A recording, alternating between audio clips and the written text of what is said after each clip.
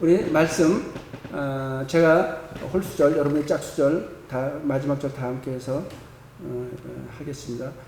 사무엘하 21장 1절에서 6절까지입니다. 다윗의 시대에 해를 거듭하여 3년 기근이 있으므로 다윗이 여호와 앞에 간구하며 여호와께서 이르시되 이는 사울과 피를 흘린 그의 집으로 말미암음이니 그가 기브온 사람을 죽였음이니라 하시니라.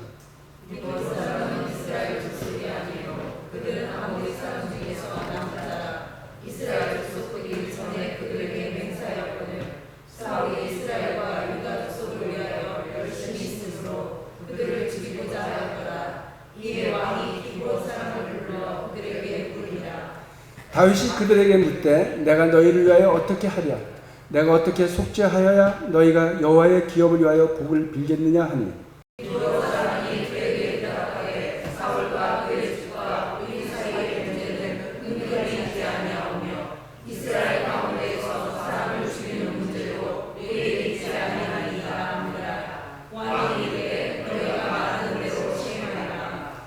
그들이 왕께 아뢰되 우리를 학살하였고 또 우리를 멸하여 이스라엘 영토에 머물지 못하게 하려고 모해한 사람에 사소한 사람을 우리에게 내주소서. 여호와께서 택하신 사울의 고을 물건에 하여서 우리가 그들을 여호와 앞에서 목매어 갈겠나이다 하니 왕이 이르되 내가 내주리라 하니라. 아멘. 학살이라는 단어는 성경에서 여기 딱 한 군데 나옵니다. 학살. 기브온 족속은 가나안 땅에 살던 족속들입니다. 그들은 이스라엘이 파죽지세로 가나안 족속을 무너뜨리는 것이 하나님의 능력이라는 것을 알았던 사람들이에요. 그래서 그들은 이스라엘 백성이 자신들을 멸망시킬까 봐 두려웠습니다. 그래서 그들은 속임수를 쓰죠. 여호수아 앞에 나타나서 초라한 행색을 하고 우리는 먼 나라에서 왔습니다. 그러면서 이제 화친 조약을 맺습니다. 그러나 여호수아는 곧 그들이 바로 이웃에 거주하는 족속이라는 것을 알게 됩니다. 하지만 여호수아는 약속을 지킬 줄 아는 사람이었어요. 그래서 하나님의 이름으로 맹세한 약속을 깰 수 없기 때문에 그들을 살려줍니다. 대신 그들에게 약간의 벌을 가하죠. 그들을 종으로 삼고 여호와의 제단에서 나무를 패고 물을 깃는 자들로 함께 살아가도록 허락합니다. 다윗의 시대가 되었습니다. 그런데 3년 기근이 이스라엘을 덮었습니다. 다윗은 근심이 가득했습니다. 그래서 하나님께 간구했더니 기근의 원인은 사울이 기브온 족속을 죽여 피를 흘렸기 때문이다 라고 이렇게 말씀해 주십니다. 지금 이 본문에서 사울이 자기 민족을 위한 열심이 지나쳤다 이렇게 기록되어 있습니다. 사울의 행동은 사람들 눈에는 자기 민족을 위해서 이방을 죽인 것이기에 정당한 일로 평가받을 수 있었을지도 모릅니다. 그러나 하나님의 눈에 보기에는 이건 무엇인가 잘못된 것이었고 기브온 족속의 죽음은 억울한 죽음이었어요. 그래서 그들의 원한과 호소가 사무쳐서 그들의 그 핏소리 때문에 피의 호소 소리 때문에 온 이스라엘의 땅이 메말라갔고 온 이스라엘 백성들은 목이 타는 갈증에 시달려야 했습니다. 이 문제를 해결하기 위해서 다윗은 기브온 족속을 불렀습니다. 내가 어떻게 해야 너희들에게 속죄해야 되겠느냐? 그러니까 속죄가 무엇입니까? 죄를 고백하고 희생제물의 피를 대신 피를 흘려서 사함받는 거예요. 이게 이제 속죄죠. 그러니까 속죄를 하기 위해서는 반드시 대속물에 피 흘림이 있어야 되는 거예요. 그러니까 상대의 피를 흘렸으면 이쪽에서도 속죄해서 피를 흘려야 되는 거예요. 그러니까 다윗은 사울의 죄악이 아주 심각한 것임을 깨닫게 되었고 어떤 반대와 희생을 치르더라도 하나님의 편에 서서 대가를 지불할 결단을 해야 했습니다. 학살이라고 이렇게 기록되어 있어요. 학살이란 뭐냐면 이유를 불문하고 사정없이 모든 사람들을 빠짐없이 절멸시키는 걸 뜻해요. 예외가 있을 수 없죠. 기브온 사람들은 학살의 죄를 속죄하기 위해서는 이렇게 이제 조건을 내걸어요. 사울의 자손 7사람을 내어주어라.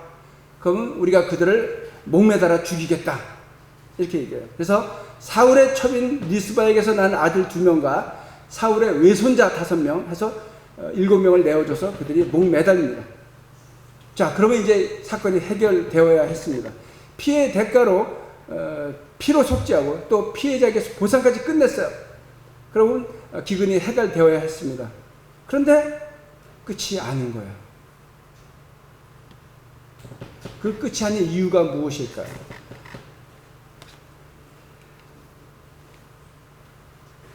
사울의 첩인 리스바가 이제 이번에는 자기는 죄가 없잖아요. 리스바는. 그래서 목말린 자들의 장소에서 시신들과 함께 정말 풍찬 노숙을 하면서 비가 오기를 기다립니다.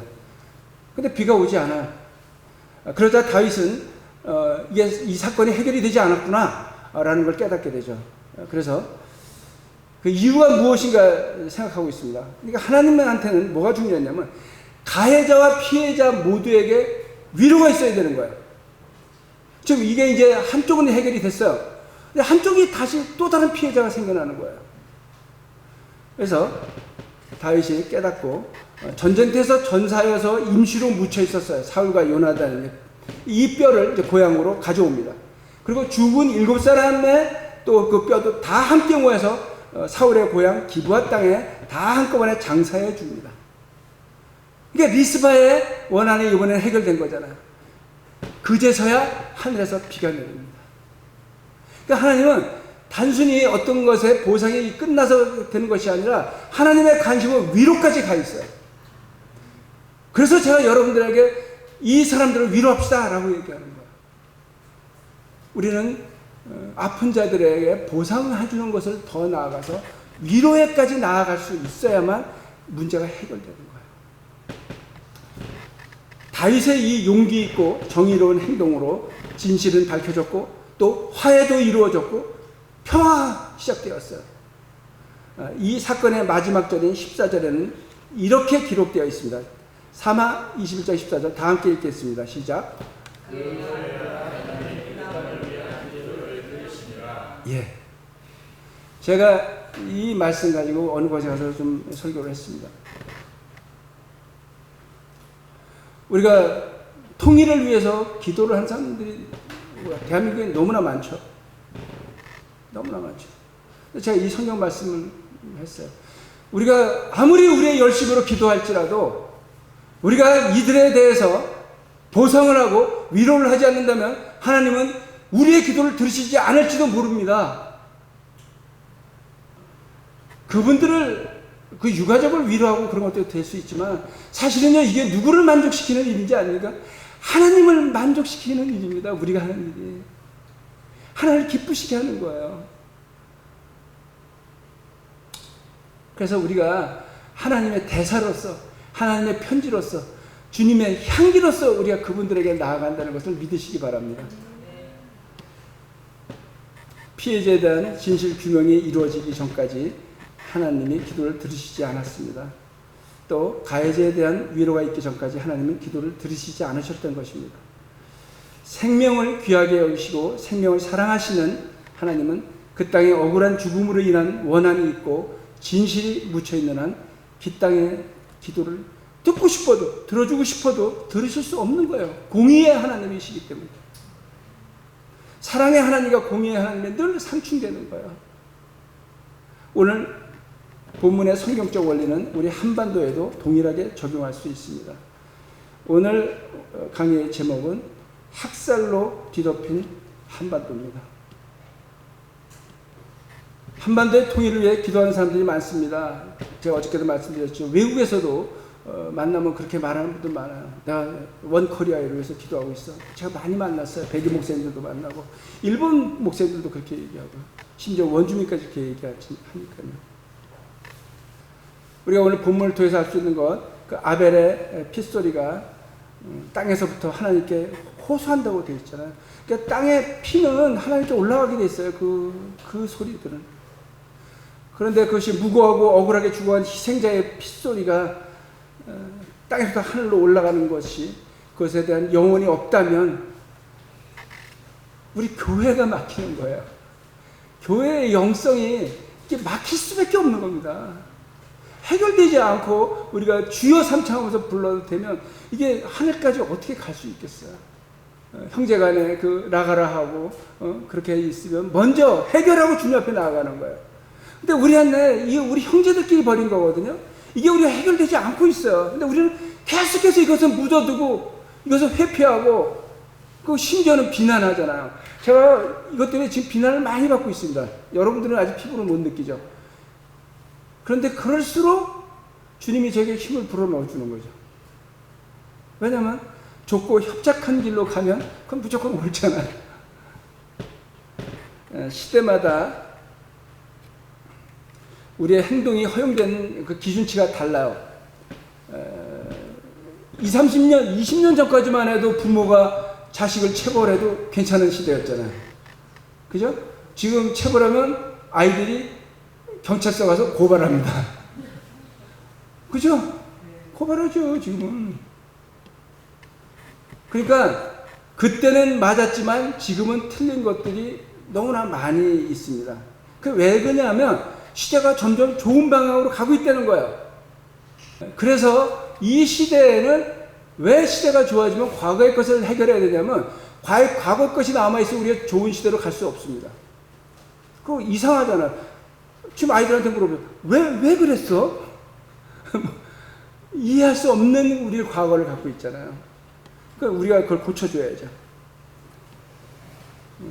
성경에서도 완고함은 행악과 우상숭배, 참 이 말이 무서운 거잖아요. 우상숭배래요. 그러니까 좌로나 우로나 치우치는 것도 우상숭배고, 주님은 분명하게 완고함이 우상숭배. 왜냐하면 완고함이 변하지 않거든요. 그 완고함 때문에 자기 생각을 떨어뜨리지 않거든요. 우리의 사단의 견고한 진이 무엇입니까? 생각이잖아요. 우리의 생각을 주님께 돌리지 않습니다, 우리가. 그것이 누구한테 많이 나타나는지 아십니까, 여러분? 믿음이 크다고 하는 사람한테 이게 나타나요. 그러니까 이거를 어떻게 해결해야 되는 건지는 주님도 참 어렵다고 생각해요. 그런데 지금도 그런데 그런 이런 광기의 시대, 이런 시대는 얼마나 더 그랬겠습니까? 제가 여러분들에게 좀 소개시키고 싶은 책이 있습니다. 제가 이제 국민 보도연맹 사건을 이제 어저께 여러분들에게 말씀드렸으니까 이제 잘 아실 거예요. 조갑상이라는 소설가가 있는데 밤의 눈이라는 이런 소설을 썼습니다. 제일 이제 기억에 남는 대목이 이런 게 있습니다. 주인공이 하는 얘기예요. 한 번도 편한 세상이 없군. 우리 손으로 얻지 못한 해방 후 뒤끝이 결국은 전쟁이라니. 그러니까 우리가 해방을 못 맞아서 독립된 국가를 갖지 못하니까 그 결국은 소련과 미국을 어저께 얘기했듯이 나뉘어져 있으니까 전쟁을 할 수밖에 없잖아요. 그런데 그것 때문에 또 누가 죽어가냐면 우리끼리 남북이 이렇게 전쟁을 벌이다가 민간인 학살이 일어나는 거잖아요. 죄도 없는 사람들이 막 무수히 죽어가는 거예요. 그 소설에 이런 게 있어요. 그 주인공은 이제 그 조부 때부터 가상의 도시입니다. 대진읍이라는 곳에 들어온 지주예요. 그래서 이제 이 주인공은 그 부유한 집안에서 태어나서 학식과 인품이 뛰어난 사람입니다. 그러니까 마을에 원래 실력자들이 있어요. 이 사람들한테는 좀 시샘이 되는 거죠, 이 사람이. 근데 거기다가 이 사람은 정치적으로 중립을 지켜요, 자꾸. 그러니까 그쪽 편으로 가야 되는데, 우익 쪽으로 가야 되는데 이분이 글로 안 가고 정치적인 자기 색깔을 드러내지 않고 계속해서 중립을 지키는 거예요. 그러니까 이제 이 터줏대감들이 다 이제 우익이 돼서 사람들을 거의 인종 청소를 하기 시작하는데, 이 미움을 받던 이 주인공이 이제 6.25 전쟁이 발발을 하니까 사상범으로 몰아버려요. 회색분자, 이 회색분자. 근데 좌측에 속한 회색분자, 이거 뭡니다. 그래서 혹독한 고문을 받고 이 주인공이 보도연맹 가입자들하고 다 함께해서 학살 장소로, 이 사람은 뭐 보도연맹하고 아무 상관도 없는 사람이잖아요. 같이 지주였던 이 사람이 가서 학살 장소로 끌려가서 이제 총을 맞습니다. 그러나 총알이 치명적인 데를 비껴가게 되고 죽지 않고 간신히 기어 나와서 목숨을 건져요. 뭐 복잡한 얘기는 제가 빼고요. 그랬더니 이 시신을 찾지 못한 이 실력자들이 찾다 못 찾으니까 그 집을 찾아 들어가서 그의 여동생을 대신 죽입니다. 이거를 대살이라고 합니다. 예비검속도 그랬지만 이 당시에는 대살이라는 게 전국적으로 행해졌던 거예요. 내가 지금 범인을 잡아야 되는데 이 범인을 못 잡아요. 화가 나잖아. 그 가족 중에 한 사람 네가 대신 죽어? 그러고 죽이는 거예요. 그래서 이 주인공은 살아나는데 이 여동생이 대살을 당해요. 그러니까 이런 아픔의 이야기를 하고 있습니다. 근데 거기에 또 한 가지 주인공이 나와요. 이제 남목사라는 주인공입니다. 주인공 중에 하나죠. 이 남목사가 이제 살해당하게 돼요. 그러니까 이 남목사라는 등장인물은 그 동네에 약을 개설해서 가난한 애들 이제 가리키는 거예요. 근데 그러니까 빨갱이로 몰 수 있는 좋은 조건을 갖고 있는 거야. 약을 해. 그 다음에 아이들을 돌보기 위해서 공동체를 해요. 농사도 짓고 이런 걸 합니다. 그리고 약자들을 항의해서 대변하기도 하고 이런 일을 하는 거예요. 이분이 굉장히 용기 있게. 그랬더니 주인공도 제거했지만 이 목사를 제거해야 되는데 하고 음모를 꾸며서 또 똑같이 보도연맹원들 체포하는 과정에서 남목사를 빨갱이가 몹니다. 그러니까 이제 남목사가 자기가 이제 죽을 줄 알고 나 마지막으로 난 하나님께 기도하겠다. 기도할 수 있겠냐? 뭐 기도는 해라. 그래서 그 기도하는 걸 제가 기도문을 좀 소개시켜 드리려고 해요.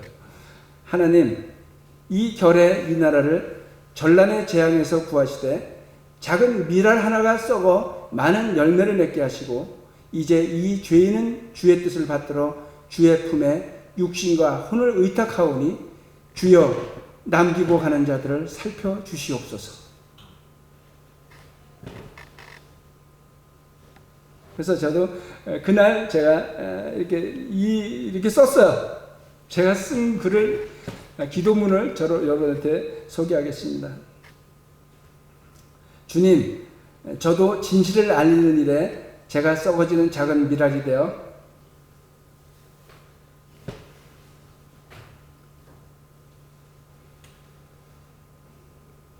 많은 열매를 맺게 하여 주시고 생명에 대한 감수성에 뒤처진 자들이 있다면 그들을 버리지 않고 함께 주님 앞에 나갈 수 있도록 도와주십시오. 저는 이 책을 읽고 좀 용기를 더 낼 수 있었어요. 조갑상이라는 분이 뭐 크리스찬인지 아닌지 모르겠어요. 그러나 그가 여기에 등장인물을 목사라는 사람 하나 등장시켜서 아주 훌륭한 인물을 하나 만들어냈어요. 그리고 이가 그 시대에, 그 아픔의 시대, 광기의 시대에 죽을 수밖에 없는. 이제 그래서 그런 생각을 많이 하는 거예요. 제가 어저께도 잠깐 말씀드렸죠. 내가 그 시대를 살았으면 과연 남목사 같은 사람이 될 수 있었을까? 제가 일본 영화를 만들면서도 순교한 50인의 그 이야기를 하면서 나는 못했을 것 같더라고요. 그렇게. 뭐 하나님이 특별하게 불러주셔야지 뭐 되겠죠. 이런 질문 우리가 많이 하잖아요. 그럼 전쟁기에 70년 전에 일어났던 그 민간인 학살 문제가 지금 왜 해야 돼? 지금 왜 중요해? 이렇게 묻는 질문들. 제가 다니면서 수없이 받는 질문입니다. 이것은. 왜냐면 그 시대에 생겨난 암덩어리가 우리 안에 있잖아요. 그 암덩어리를 제거하지 않고 우리가 어떻게 미래를 열어가요? 전 간단합니다. 전 그냥 그 문제 때문에 제가 이걸 하는 거예요. 그러니까 우리를 기억하고 싶지 않아도 존재하고 있거든요. 이 피의 소리는 멈추지 않고 있거든요. 그럼 이거를 어떻게 해결하지 않겠습니까? 해결해야죠. 역사는요, 40년 전에 광주 사태가 일어났는데 학살자가 누군지, 발포 명령자가 누군지 아직도 밝혀지지 않잖아요. 이런 게 세상이에요. 그러나 우리는 광주 사건 같은 건 다 이제 해결이 거의 됐다고 봐야죠.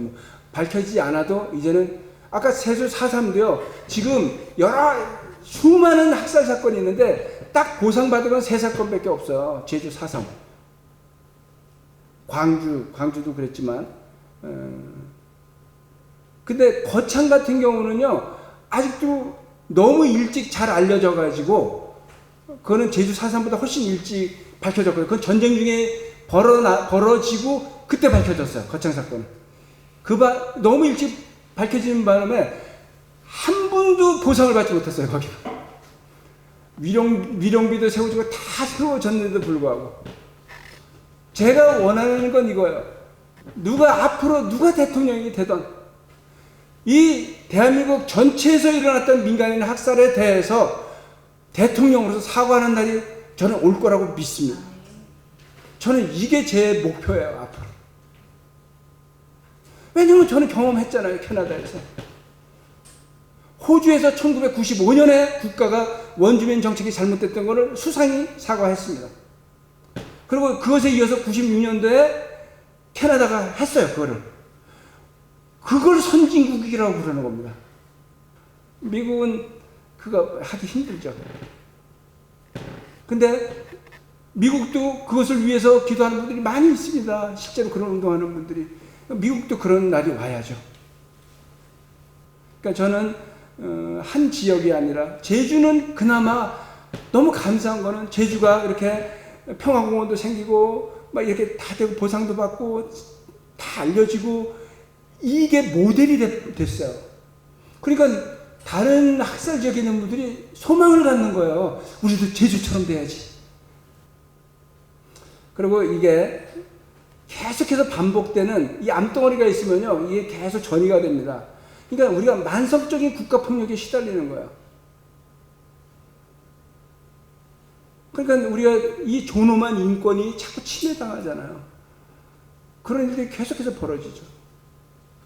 그리고 이게 지금까지도 우리 동서 갈등을 일으키는, 남남 갈등을 일으키는 좌우 갈등의 이 원형이 된 거예요. 이게. 그러니까 이 문제가 풀려야만 다른 문제들이 풀립니다. 정권 바뀌면 나라 잃은 것처럼 우는 사람들 있잖아요, 지금도. 그런 일이 사라져야 되거든요. 민주주의 국가에서 보수가, 진보가 서로 주고받는 거죠. 그래야지 나라가 건강해지거든요. 한번 이쪽으로 갔다가, 한번 이쪽으로 갔다가, 그러면 오게 돼 있습니다, 중간으로. 근데 한쪽으로 계속 끌어봐요. 어떻게 되겠어요? 파시즘이 옵니다. 그거는 좌와 우의 문제가 아니거든요, 파시즘은.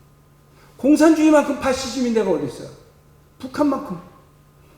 그러니까 거기는 대놓고 그렇게 하지만, 민주주의 국가라는 데서 파시즘으로 가는 거예요. 아베같이, 그런 일본에 아베가 등장하면 군국주의가 부활하고 자위대를 공격할 수 있는, 전쟁에 동원될 수 있는 군대를 만들려고 하는 시도가 계속해서, 개헌 시도가 일어나고, 그렇게 되면 거기는, 그러니까 우리가 한국 사람들이 희생당하잖아, 그것 때문에.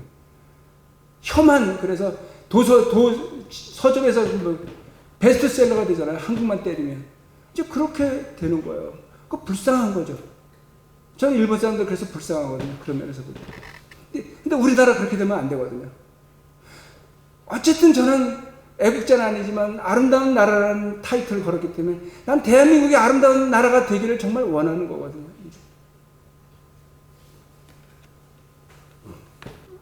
우리가 한국전쟁이 일어난 배경은, 첫째는 좌우 이데올로기 때문에 일어난 것이 분명합니다만, 제가 첫날에 말씀드린 거지만 일제 40년의 억압이 있었는데, 그걸 우리가 해방을 맞았는데 불완전한 해방을 맞았잖아요. 너무 굴욕적인 체험을 한 거예요.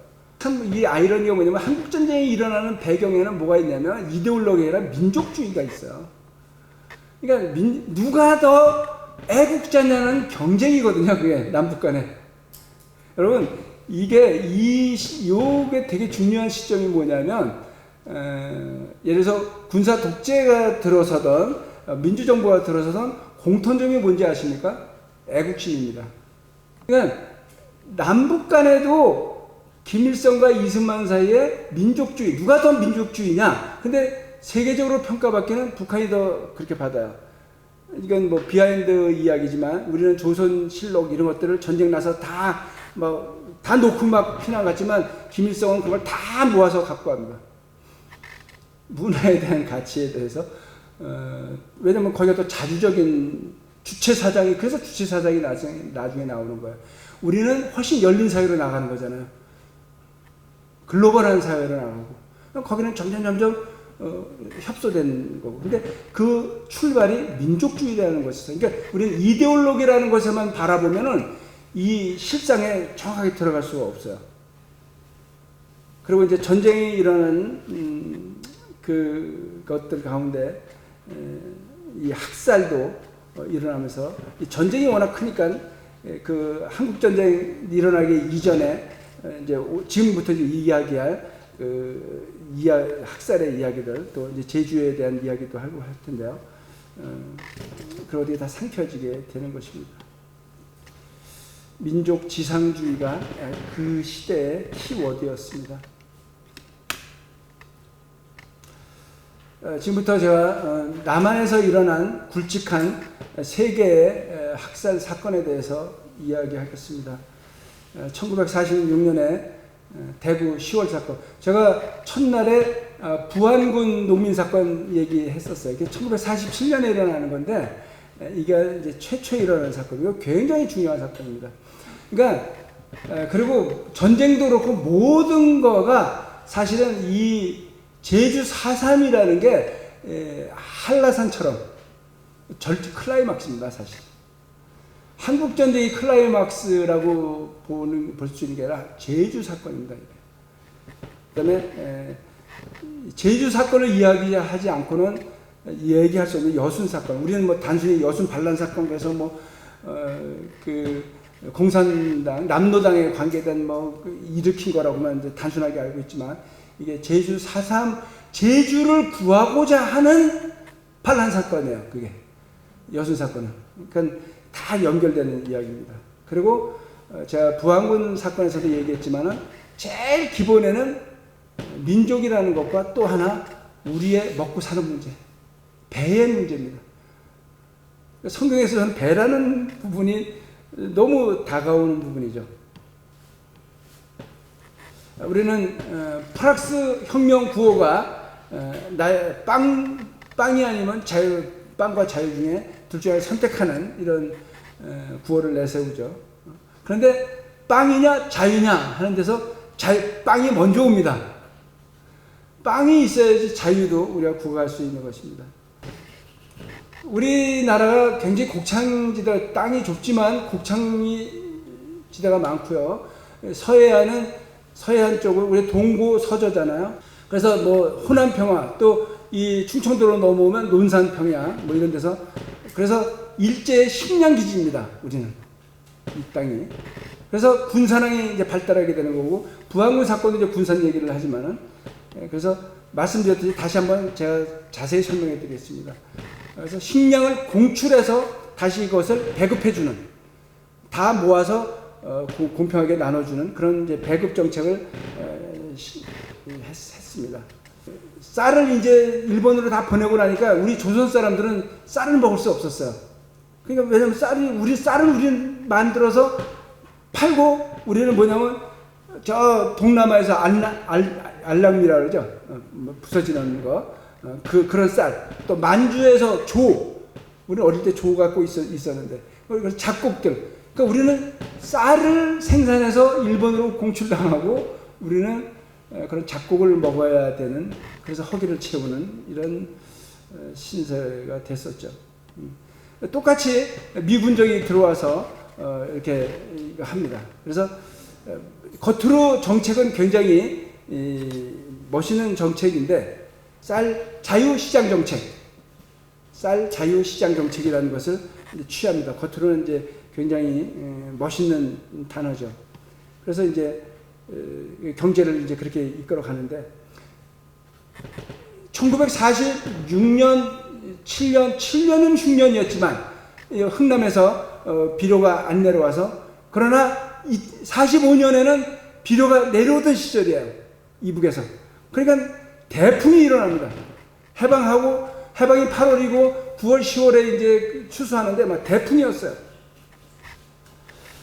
근데 이제 이게 문제가 뭐냐면, 혼란기에 시장을 조작하는 사람들도 생기고, 매점 매석하는 사람들도 생기고, 그러니까 쌀이 나오면 본격적으로 11월 달에는 쌀값이 막 급등하기 시작하는 거예요. 그래서 이제 미군정이 이걸 막으려고 이제 미국 최고 가격제라는 걸 이제 실시합니다. 이게 우리도 이제 코로나 때 왜 자가진단 키트 같은 게 막 나와서 필요하면 가격이 막 올라가면 정부가 최고 가격제, 뭐 예를 들어서 1,000원 이상은 받지 못한다. 1,000원이 최고야. 그러면 이걸 3,000원에 못 파는 거예요. 그러니까 1,000원에 팔아야만 되는 거예요. 아니면 이제 걸리는 거예요. 이런 것처럼 이제 미국이 이런 최고 가격제를 실시해요. 그러나 그 시장이 안정되어 있는 데서는 지금은 맥히지만 그 당시는 이게 맥힐 리가 없죠. 오히려 이게 더 많이 쌀을 가진 사람들은 쌀을 딱 창고에 갖고 있다가 가격이 오르면 뭘 하냐면 밀매가 이루어지기 시작하는 거죠, 뒤에서. 그러니까 뭐 이건 이제 이 경제는 걷잡을 수 없어서 심지어는 시장에 가서 돈을 아무리 갖고 있어도 쌀을 살 수가 없어요. 그럼 그 뭐가 돼요? 인플레잖아요. 이제 돈을 싸들고 다녀도 베트남 같은데 뭐 몇만 동, 몇십만 동 막 이렇게 해도 이제 화폐 가격이 엄청 올라가듯이 이렇게 이제 경제가 엉망이 되어 있습니다. 그러니까 정부 시책은 어느 나라가 됐던 간에 공산주의 계획 경제를 하지 않는 한은 시장을 이길 수 없어요. 그러니까 막강한 군사력을 가진 미군정이 들어왔지만 일제시대 때부터 시장 경제가 잘 이루어진 나라잖아요, 우리나라는. 그러니까 이게, 그리고 일제시대 때도 그 전쟁기에서도 전쟁기나 위험하면 꼭 거부들이 생깁니다. IMF 때 거부가 되잖아요. 누구는 다 회사 망하고 그러지만 누구는 그때 건물주가 되고 이제 이렇게 되는 거거든요. 그러니까 늘 위기 때 늘 새로운 신흥 부호들이 생겨나는 거거든요. 그러니까 이제 신흥 부호들이 막 생겨나고 그들이 또 어디를 그러면 이제 그런 권력과 또 결탁하게 되죠. 그들은 돈을 가지고. 그러면 어떻게 되느냐? 가난한 농민들은 쌀을 생산해내고 쌀을 먹지도 못하는 이제 상황이 온 거예요. 근데 이게 오히려 흉년 때보다도 대풍이 되니까 더 이렇게 되는 이제, 그러니까 미군정이 이렇게 큰 경제적인 실패를 하는 거예요. 그러니까 또 그러니까 미국 수집령을 내려가지고 쌀을 이제 강제로 다 막 수집합니다. 이제 뭐 쌀 갖고 있다가, 그러니까 큰 도둑들은 안 잡히지만 어설픈 작은 사람들은 뭐 그냥 걸리는 거죠. 뭐 집 뒤지면 나오는 거고. 그래서 뭐 뒷간에 숨겨놔서는 되지도 않죠. 큰 창고를 해놓고선 못 들어가게 하면 괜찮지만, 그러니까 쌀을 매점매석한 사람들은 그렇게 해서 쌀을 보호하지만 오히려 가난하고 농민들은 가진 쌀마저도 이제 뺏기는, 그렇죠. 그래서 쌀 한 가마니 생산비가 1,000원인데 정부에서 사가면 600원 줘요. 그 당시 가격인데, 실제 가격. 그러니까 쌀 한 가마니 생산했는데 400원 손해봐요, 농민들이. 이건 뭐 폭동이 일어날 수밖에 없는 거죠. 그리고 일본 정부가, 제가 일본에 관한 것들 지난번 영화 만들면서 또 일본 거 막 수집했다 보니까 일본이 한국을 떠날 때 너무 나쁜 짓을 많이 해요. 그러니까 대한민국에 우리 그때 돈을 어디서 찍냐면 일본에서 찍어갖고 들어오는 거거든요. 그러니까 전쟁에 자기들이 패전할 걸 다 알고 항복할 걸 알고 급하게 돈을 찍어가지고 한국으로 갖고 와서 한국에서 쫙 풉니다. 그때 이제 친일을 했던 분들, 이런 분들이 그들의 돈을 막 뭉태기로 받아요. 그래서 먼저 인플레가 확 올라가기 전에 돈들을 막 씁니다. 그러니까 이제 그 피해는 나머지는 다 일반 국민들한테 오는 거죠. 그래서 한국 경제가 막 엉망이 된 상태에서 시작되는 거예요, 이게. 그 일본은 한국에서 필요한 것들 그 돈 갖고 막 풀어가지고 이제 갖고 가는 거니까. 그래서 자기들 필요한 거 다 갖고 배로 다 실어 갑니다. 그리고 제일 동포들이 한국에 들어올 때는 돈을 일정 액수 이상 못 갖고 들어오게 해요. 또 돈 다 뺏기고 들어옵니다. 그러니까 이게 참 나라가 힘이 없으면 그런 그거 사실 이게 막 피토하는 심정이 됩니다. 또 제가 일본을 용서하자는 영화를 만들려고 그러는데 막 그 역사를 공부하다 보면 내가 정말 하나님 왜 이러시는지 모르겠다, 이런 생각이 듭니다. 용서할 수 없는데, 그래서 제가 용서할 수 없는 것을 용서하려고 갈 수밖에 없는, 그럼에도 불구하고 주님의 마음으로 다시 돌아가면 주님이 우리한테 그런 거 아니겠어요? 뭐 그런 거죠. 이제는 보리를 공출한 적은 없어요. 대동아 전쟁이 한창일 때도 보리까지 가져가지는 않습니다. 쌀은 가더라도. 근데 미군정이 들어와서는 보리까지 공출합니다. 이게 제주에서 4.3 사건이 일어날 때 결정적인 겁니다. 보리 공출해가는 게. 여기 쌀이 안 나오잖아요. 제주는. 그러니까 이제 사실은 그 배고픔과 분노 이거 동일한 거예요. 동일한 나라입니다. 굶기지만 않으면 사람은 분노를 별로 많이 안 갖게 되거든요. 자, 제일 먼저 행동 개시를 하는 게 이제 이게 대구예요. 이 대구가 늘 좀 이게 굉장히 행동적인 도시고 좀 그런 걸 갖고 있습니다. 그래서 이제 이렇게 되죠. 그리고 또 46년에 또 콜레라도 하고 콜레라 또 수해까지 밀어닥칩니다. 또 첫날 이제 그런 얘기 했잖아요. 38선도 내키고 막 서로 막 포스터도 찍고 막 이러는데 이제 6월에 이제 수해까지 막 덮치는 거예요. 그러니까 뭐 이거는 이제 막 아사자가 막 속출합니다. 그리고 대부분의 지역이 막 기아 상태에 들어가요. 이게 참 수해가 일어난 또 억울한 일이 뭐냐면 그나마 있던 겨울 첫 해 군정이 들어와서 46년 초기 첫 겨울에 땔감이 없어. 땔감. 그러니까 전국적으로 막 사람들이 들어가서 막 임야에 막 벌목을 합니다. 겨울을 나야 되니까 따뜻하게라도 해야 되니까. 그러니까 여름에 비가 오니까 나무를 다 벼버렸으니까 수해가 그래서 나는 거야. 이거 뭐 수해를 막을 그러니까 뭐 하천이 다 넘쳐나서 유실되고 논들이 다 황무지로 변해버리는 뭐 지옥 같은 상황이 벌어지는 거야. 그런데 이 정책을 한번 결정한 정책을 바꿀 생각을 하지 않고 계속해서 미군정은 이제 양국 수집을 더 국민 길들이게 들어가니까 이렇게 밀어붙이는 거예요. 그리고 심지어는 이제 1,000원에 만들어가지고 600원 팔아서 400원 손해본 이 사람들, 농민들한테 벌금을 막 이제 또 벌금까지 물리는 거예요. 안 낸다고. 이 과정에서 이제 저항하는 사람들이 생기고 당국의 경찰들이 발포하기 시작하고 그래서 농민이 몇 명 피살되는 거예요. 이게 광주 사건하고 똑같은 형태로 또 진행됩니다. 소수의 사람이 그러니까 사실은 광주 때도 그렇다고 봐야 되는 이제 그렇게 주장하는 분들이 있잖아요. 이 반란을 선동하려고 그렇게 해서 이제 어느 정도 가면은 몇 명을 총을 쏴서 되면 그쪽이 일어났을 때 이제 대거 진압에 들어가는 거죠. 뭐 그렇게 되지 않았겠나. 근데 뭐 아주 지난 얘기니까 그렇지만 늘 이제 농민의 몇 명이 저항하고 이렇게 되면서 벌어집니다.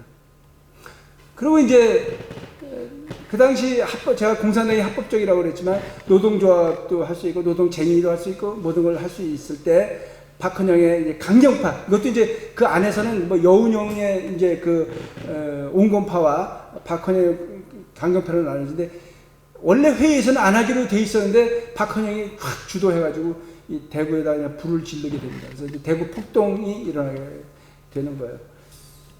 근데 이제 그것뿐만이 아니라 사실은 이런 대구 사건 일어나는 배경에는 배고픔의 사건이 이제 플러스 하나가 더 있습니다. 우리가 이제 일제의 친일을 청산하지 못한 유일한 국가거든요. 전 세계적으로. 근데 어쨌든 그래서 이 친일 경찰들이 일제시대 때 우리가 뭐 순사가 오면 애들이 울음도 그친다는 거잖아요. 그게 그렇게 경찰의 힘이 경찰 국가니까 이렇게 힘이 셌는데 이게 이제 시대가 완전히 변했잖아요. 일본이 다 넘어가고 그런데 그때 수탈하고 압제하던 경찰은 그대로 있는 거예요. 미군정이 행정의 편의를 위해서 그대로 사용했기 때문에. 그리고 실제로는 한동안 일본 사람들이 한국에 남아서 행정을 계속해서 했습니다. 45년 말까지. 계속 뒤에 있었어요. 일본 사람들까지. 그러니까 뭐 변하지 않는 경찰의 강경책 이런 것들이 큰 불만 요소가 되는 거예요.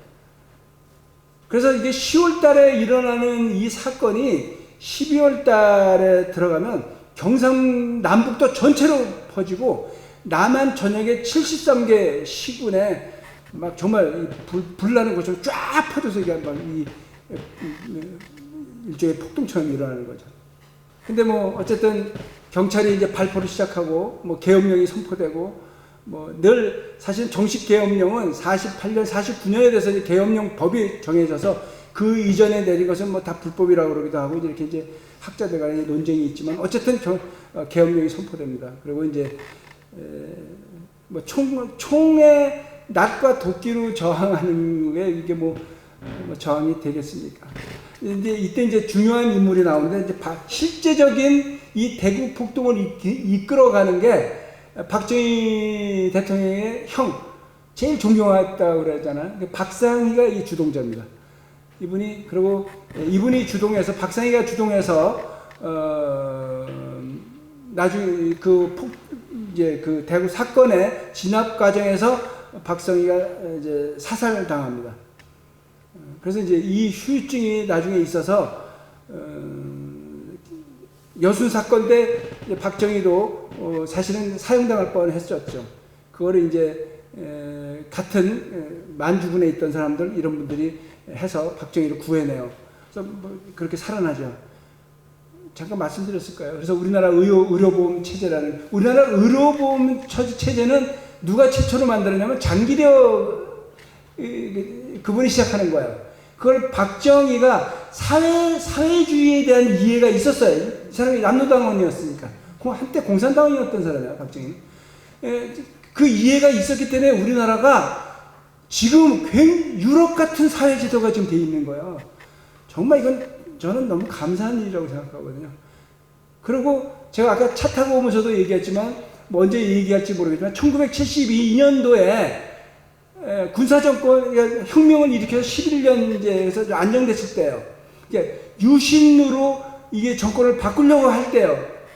그때 이우락 중앙정보부장을 이북에 보내가지고 김일성하고 합치해서 7.4 공동성명이라는 것을 발표합니다. 근데 이게 남북 대화의 첫 그거거든요. 이게 그래서 2000년에 이제 김대중과 김정일이 만나서 공동성명을 또 발표해요. 그러니까 우리나라에 많은 남북 간의 교류가 있는데 공동이라고 붙는 건 이 두 개입니다. 근데 이거를 박정희가 했다는 거는요, 우리나라에게 축복입니다, 이게. 군사정권이, 독재정권이 했다는 거예요. 근데 독재정권마저도 북한과 소통하려고 했는데, 왜 우리가 오히려 그것을 이어받은 지금 보수정권들이, 왜 그러면 그땐 되는데 지금 안 하려고 그래? 라는 게 이게 가능해져요. 이것 때문에. 보수정권은 야, 대화는 그럼 니네가 해. 진보정권 해. 우리는 계속해서 분리정책을 펼 거야. 핵으로 선제 타격하고 뭐 이런 거 하냐. 멸공 이런 거 한단 말이에요. 다 정치적인 구호죠. 뭐 실제로는 되지 불가능한 일들이거든요. 그거는 조금만 알면은 뭐 핵 선제 타격 이런 거 다 안 되는 이야기입니다. 그럼에도 이렇게 내걸 수 있는 부분들이 있거든요. 근데 이거를 막을 수 있는 게 뭐냐면 박정희가 한때는 남노당이었고, 그래서 박정희가 남북 간의 대화를 시도했었고, 이거는요 우리에게 사실은 감사한 유산이에요. 박정희 대통령이 어쨌든 독재를 했지만은 우리나라 경제를 이끌었다 그래서 선호하는 대통령 1, 2에 늘 들어가잖아요. 감사하죠. 뭐. 저는 그래서 역사의 주관자이신 하나님께서 이 어지러운 나라를 잘 이끌어가게 하시려고 이 사람을 지도자로 세우기도 하고, 그 중에 이승만도 들어가는 거고요. 박정희도 들어가는 거고요. 김대중도 들어가는 겁니다. 노무현도 들어가는 거예요. 이렇게 하나님께서 때가 이 나라가 안정적으로 갈 때까지는 군사적인 약간의 파쇼적인 정권이, 그래야지 이 정권을 남북 대치 상황에서 보호할 수 있으니까 지키셨다고 저는 믿고 있어요. 그리고 때가 돼서 좀 우리가 만불 시대도 넘어가고 좀 안정화가 되니까 이제 진보 정권이 하나씩 들어오는 거잖아요. 앞으로는 이게 주고받아야 됩니다. 미국이 주고받잖아요. 주고받아야지 건강한 국가가 되는 거예요. 잘해서 5년마다 국민들한테 선택을 받으려고 잘해야죠. 국민한테 잘 보여야죠. 국민한테 잘 보이면, 자, 남편들이 아내한테 잘 보이려고 하면 어떻게 돼요? 가정에 평화가 옵니다. 그렇지 않아요? 똑같잖아요. 목사님이 교회에서 성도한테 잘 보이려고 그래봐요. 평화가 오죠. 멋대로 나를 따르라 그래봐요. 교회 분란이 일어나죠. 똑같은 거거든요. 요 얘기는 꼭 해야 될 것 같습니다. 유가족끼리의 차별. 아까 우리 밥 먹을 때 그 얘기 했어요. 우리 오늘 서달 오름 갔잖아요. 거기 전체에 사상이라는 게 없습니다. 아까 그분 얘기할 때도 그러잖아요. 사상과는 달라요. 서달 오름은. 왜냐하면 4.3은 48년에 시작해서 49년까지 이어지는 사건이에요. 근데 설날 오름 사건은 한국전쟁이 일어난 이후에 벌어지는 거예요. 한국전쟁이 일어나고 나서 예비 검속하고 이런 과정에서 벌어진 일이에요. 그러니까 시차도 있고 4.3하고 달라요. 그러니까 4.3 쪽의 사람들은 전체적인 맥락에서 4.3에 다 들어오는 사건이라고 생각하지만 그분들은 4.3에서부터 구별해서 서달 오름 사건으로 다르게 하려고 하는 거예요. 내일 아마 이제 만나면 그 사무처장님이, 양성주 사무처장님이 아마 이제 그런 얘기도 좀 해주실 건데, 민간 희생 유가족 사이에서도 서로 차별이 있는 거예요. 그러니까 뭐냐면 지금도 그 유가족들 4.3의 피해자의 그 당시 그거를 주도했던 뭐 김달삼, 이덕구 이런 공산당원들은 빠질 수밖에 없죠. 뭐 그들은 실제 주도자들, 공산당 주도자들이니까. 그러니까 무고한 사람들이 올라가는 거거든요. 근데 그 중에도 등급이 있는 거예요. 그러니까 예비 검속도 A등급, B등급, C등급, D등급 아까 얘기했잖아요. 그래서 등급이 위험한 사람들은 나중에 죽지만 안 그런 사람들은 이제 훈방한단 말이죠. 이제 그런 것처럼 이들 간에도 저 사람은 빨갱이야 그러면 거기서부터 완전히 유가족들끼리 여기를 따돌림시키고 빠져나와야만 여기는 살아남는 거예요. 그러니까 이게 유가족끼리 서로 이 차별을 두기 시작하는 거야. 이게 그러니까 등급 나누듯이 이 빨갱이의 색깔이 옅으면 유가족들이 살아갈 수 있는 거야. 그러니까 자기는 이쪽으로 오는 거야. 그리고 이쪽일수록 뭘 하냐면 태극기 걸고, 예를 들어서 나라의 제헌절, 광복절 태극기 제일 먼저 거는 사람들이 이 사람들이에요. 살기 위해서. 그리고 실제로 제주 서달 오름 사건이 해병대가 하잖아요. 해병대가 와서 하는 건데, 초창기 해병대를 창설할 때 제일 많이 참여하는 사람들이 누구예요? 제주도민입니다. 제주 청년들이 가서 해병대 만들어요. 이렇게 이제 굉장한 비극이죠. 비극. 어쨌든 그러니까 이런 거야. 우리가 자칫하면 이제 빨갱이를 짙은 빨갱이로 몰릴 것 같아. 그러면 이들 가족 중에 하나는 군대에 들어가든지 뭘 하든지 해서 극단적인 반공주의자가 됩니다. 그렇잖아요. 우리가 경찰에도 범인으로 들어가면 내가 저 사람을 밀고 하면 나는 살잖아요. 그러니까 옛날에 그거 하나만 대, 한 사람 이름만 대, 내가 너는 1년 감형시켜줄게. 또는 너 3사람 대, 너는 어떻게든 빼돌려줄게. 이거 똑같은 이치입니다. 이제 큰 그물로 하기 위해서. 그러니까 이러다 보니까 이들 안에서도 큰 비극이 일어나는 거예요. 이제 그래서 우리나라 이제 소설가들 중에도 우리가 이들 중에 아주 탁월한 소설가들이 나오죠. 이게 다 이 관련자들입니다. 그래서 이제 마당 깊은 집으로 유명한 김원일 씨, 또 만다라라는 소설을 쓴 김성도 씨, 이런 사람들은 이제 진보 좌파의 길을 걷습니다. 이분들은 좀 옅은 사람들이었어요. 그러니까 이제 이쪽으로 가는데, 이게 이문열 씨 같은 경우에 왜 우파의 정신적인 지주가 되냐면, 이분은 이제 서울대 농대 학장이었어요, 아버지가. 그리고 또 월북했습니다.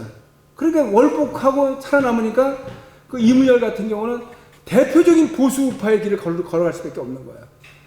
왜냐면 자기 아버지 색깔을 빼야 되니까. 그래야지 살아남으니까, 이 땅에서.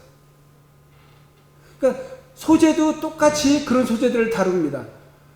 다뤄도 이게 다루는 또 방향성이 또 다르고 이렇게 되는 거죠.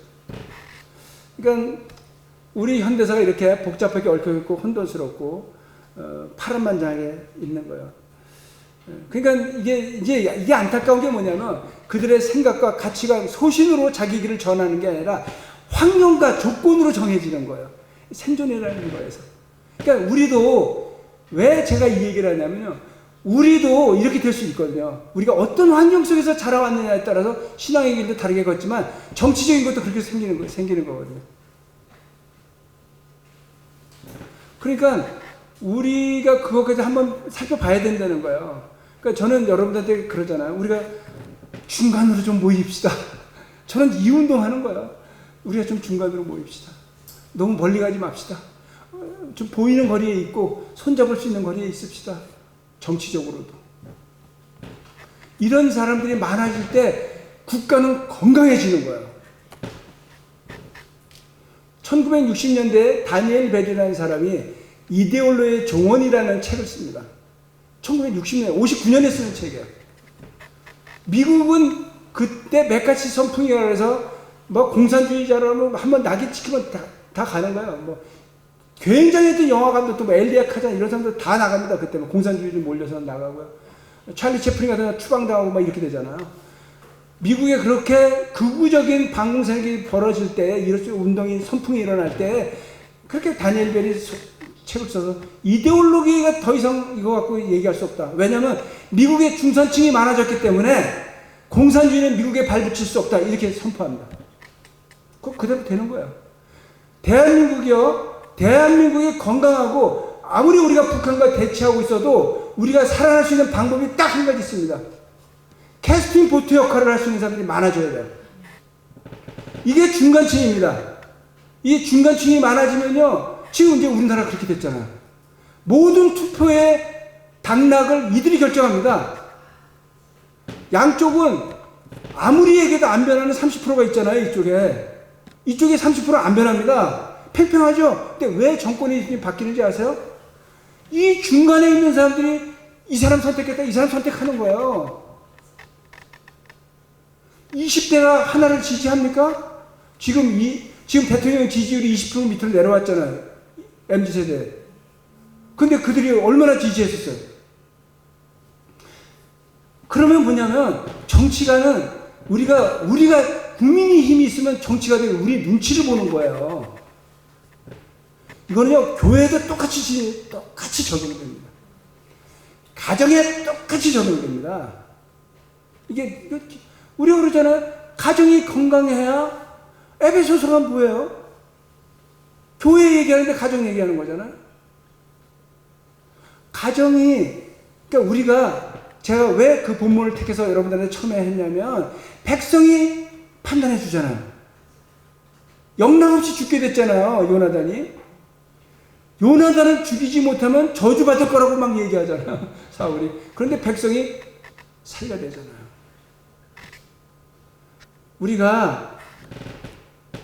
그러면 우리가 뭐 이렇게 생각해봐요. 중간층이 50%라고 한번 생각해보세요. 끝났죠, 뭐. 그 나라는 뭐, 무궁하고 아름다운 나라로 되는 거죠. 이겁니다.